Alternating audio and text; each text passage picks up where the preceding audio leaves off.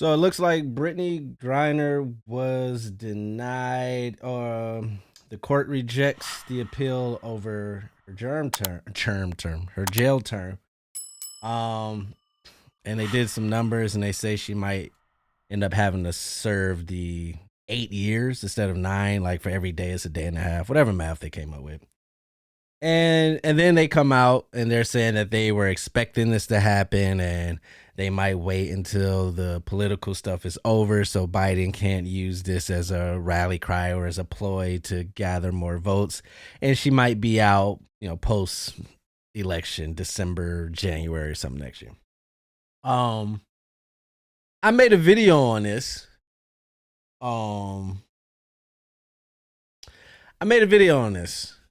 And so I'm not following it to the T as a journalist, because that would have to be my career to report it correctly, right? I can't work my full-time job and make content and then try to just read up on something on Brittney Griner and give a take.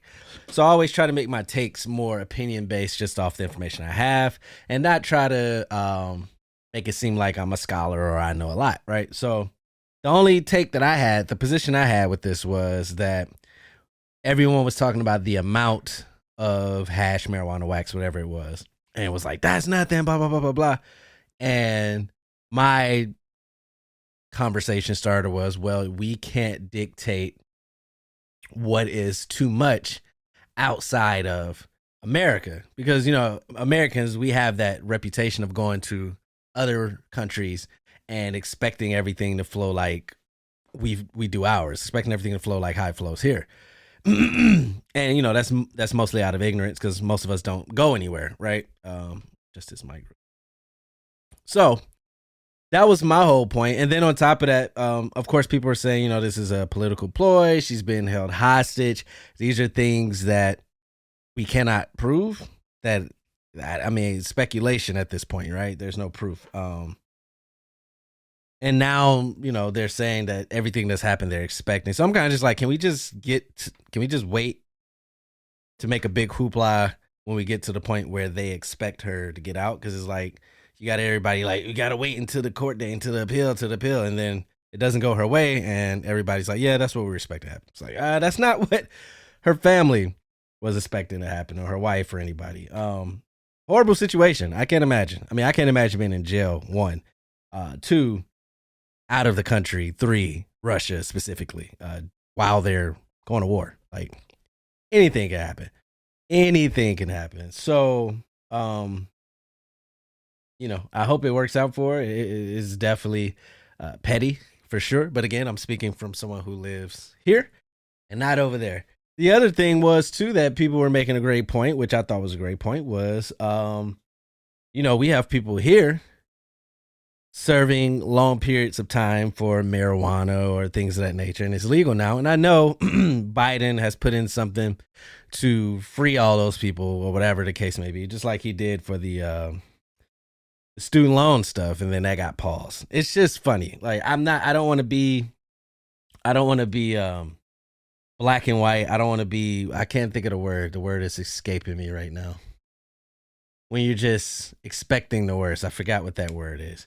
Like, I want to be optimistic, but it's like they do this every time, bro. They promise, get the votes, and then it's out of my control. So it's just like, well, what are you promising then? Is no one in your party looking at the numbers and saying like, well, you actually won't have no power, but whatever. That's the game they play. The only thing I hate the reason why I hate politics so much, it has nothing to do with the politics. Like, that's just part of the fabric of this country, right? I just hate what it does to the everyday person, how it turns people against each other, how it rallies others to do things, and it just makes it uneasy. Like, you go to somebody's house and they have a Trump flag. Me personally, I don't care about none of that stuff, man. I really don't. Like, I don't care. And I have to say this every time, because it's not, I don't care in a dismissive, I don't care like a cop out to not having to deal with real life situations.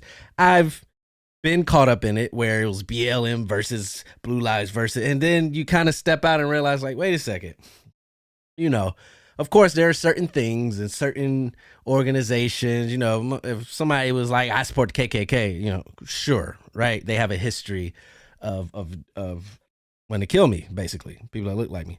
But when it comes to Republicans and Democrats, granted, there are similar people who are on one side or the other. That doesn't mean that they're not trying to kill me, in a sense, from like a KKK in a sense. So it's, if that's who you choose, that's who you choose, man. But I hate what all that does. Like this time of the year right now, you start seeing the flags, the F Biden, the sorry I voted for Trump, the BLM, the Democrat. It's just like, for what, bro? These dudes don't know you. They don't care about you. They just want your vote. And your vote kind of don't matter. But you got to live next door. You got to live in these neighborhoods with people. Not with Trump, not with Biden, with us. And you're willing to just alienate yourself or make it awkward and make it whatever, tense, just to support whatever. Like, who cares? Like, vote. If you want to support your candidate, go vote for him. Simple as that. You waving your flag obnoxiously driving down the street is not going to make somebody go, I'm going to change my vote. I was on the fence, but seeing that showed me, like, just vote. Support, vote. If you're in conversation, stand your ground on why you vote for this. But all this outwardly stuff, like, who cares, bro? But I get it, because we're in a world where a lot of people don't have identity. A lot of people don't have goals. A lot of people don't have ambitions. A lot of people, they're trying to find themselves. So it's like when young people join gangs. It's the same thing. Older people attaching themselves to politicians and to a political side to the point where they don't even hear the other side. They don't even think, vote the other side. They don't, if you are from the other side, you could be the greatest person in the world. F you, blah, blah, blah. Like those people, psychotic fanatics, fans, that's their identity. They found something. They have a group now. They have a group. They have a group chat on Facebook. They have teams. They show up. They riot capitals. They do all type of stuff. They go march. They drive their trucks. They do. And that you have a group. So I get why people gravitate to it a lot. But yeah, this whole thing they're claiming is political. I hope she makes it. Honestly, I don't know what the time is. My brain goes to you're in a place that's active in war, like Russia. You could just get killed if just by being in their jails, a bomb dropping, you don't know. So I hope she makes it. I hope she don't have to serve those years. And yeah, man, all those people, why would you, shoulda, coulda? Right. We love those people, right? Was it the Monday morning, right? Whatever it's called. But anyway, yeah, this sucks for her, but I hope she's doing well. Hope her mental is well, and we'll see what happens. Also in the news, Kanye West, Ye. Sorry, not Kanye West. Ye. His name is Ye. Adidas terminate Ye partnership. Gap removes Yeezy items over rappers. Anti-Semitic remarks. Aaron Donald parts ways with Donda Sports. Forbes is saying Kanye West is no longer a billionaire. This is comical, right? Now, not his mission. I never want to talk about what people are fighting for, what they believe in. Clearly, he believes he's doing something revolutionary and he's willing to sacrifice it all. Who am I to call that foolishness, or who am I to judge it? Because at the end of the day, whether you agree with it or not, it's bravery. That's brave. I believe in a lot of things, and I strategically may go about this is, again, all his followers, I talked about this last video, all his followers are saying it's genius, and he's showing that when he say white lives matter or anything, slavery was a choice, that he doesn't lose any endorsements. But as soon as he goes for the Jewish community, which was what he was saying, he loses everything. And some people are saying, the point is that's just how much they value. You can disrespect black people all you want, say whatever, offend it with the white lives. We don't care. We're going to stand behind you. But as soon as you go for the Jewish community, we got to let you go. So that's where the black community is with that now, because it's just like he's been dissing us for years and y'all just more money, billionaire, run it up, run it up, run it up. He does another group. So I get it. I don't want to repeat myself for the third time, but I get it. Sometimes I have to do that to kind of get into it. So, I mean, I get it. Do I agree with stuff he said? It's not for me to agree or disagree. That's not my job. I just think it's funny where you see, like, Forbes says Kanye West is no longer a billionaire, and then you just see all these people parting ways with him. It's just businesses. It's just businesses. Shoes, clothes, sports. It's just it's businesses. That's all I got on it. I'm not following it, and it's almost like he's exposing something that we know. Like, we know what it is when it comes to us and everybody else. You know what I'm saying? I feel like there should be a new page or a new chapter. I don't know what that is, but I was like, I feel like we're hitting a wall now. It's like, yes, we've exposed everything up until this point. Maybe he's taking that next page, next level. By the way, and then I see the Emmett Till movie coming. All right, man. Yeah, whatever. I won't speak on it. But I'm over these type of movies, I guess. But you walk a thin line because, you got to continue to tell history so people don't forget. But then at the same time, Chris Rock had the best joke. You never see any Jewish people walking out of a Holocaust movie going, this is the best movie, Oscar worthy. But somehow all of our slavery movies be winning crazy Oscars. I don't know. So that's that on that. I had a busy week, so I ain't gonna lie to y'all. You know what I'm saying? Of course, I want to do these shows three times a week, but it's a one-man show at the end of the day. I still posted some content, but I didn't do my episode on Friday. Whoop-de-doo.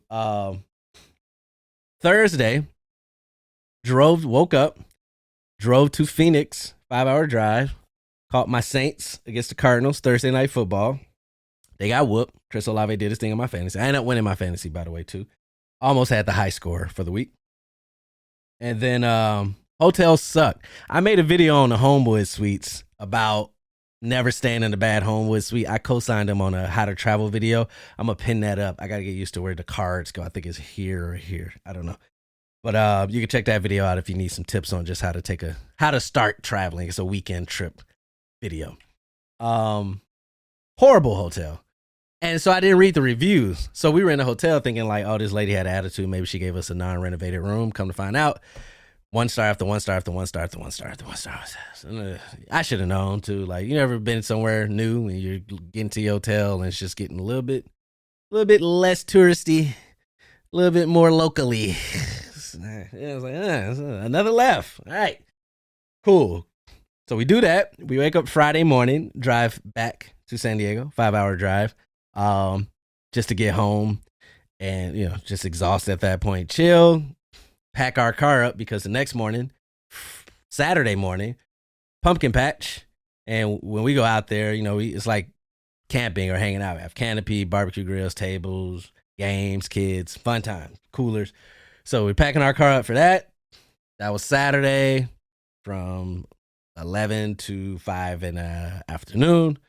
And then get home, tired. Still got to pack a bag. Wake up Sunday, getting ready, whatever. Sunday afternoon, we drive up to Anaheim. We do our first Disneyland Oogie Boogie Bash. That was cool. And then we spent the night there. Woke up Monday, came home, kind of unpacked, unwind, back to work on Tuesday. So if you follow me faithfully and you were expecting things on certain days, please forgive me. But yeah, I felt like I was on tour. I didn't know what day it was. I didn't know a lot of information that people needed. I was just going to where the next destination was. But it was fun. I'm not a driver, so I definitely would fly to those places next time. But that was overall good times. I didn't care for that hotel either. Candlewood Suites, whatever. But it was one night.